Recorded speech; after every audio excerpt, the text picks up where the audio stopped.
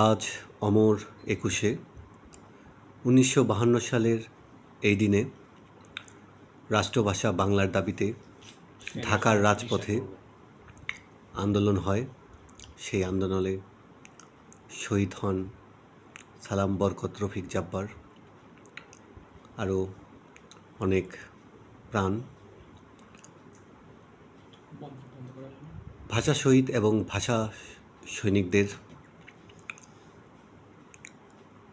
স্মরণ করতে আজ আমরা এখানে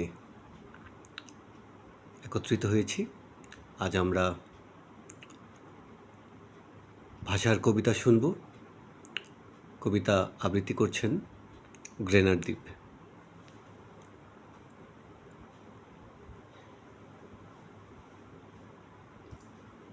আসাদের ষাট কবিতাটি পড়ছি। এটা যদিও ভাষা দিবস ভিত্তিক নয়, তারপর আমাদের স্বাধীনতা সংগ্রামের সাথে জড়িত, এ কারণেই এই কবিতাটি একটি পড়ছি।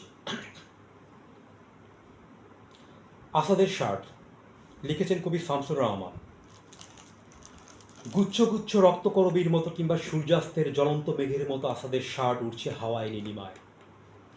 বন্তার ভাইয়ের অম্লান শার্টে দিয়েছে লাগিয়ে নক্ষত্রের মতো কিছু বোতাম, কখনো হৃদয়ের সোনালী তন্তুর সূক্ষ্মতায়।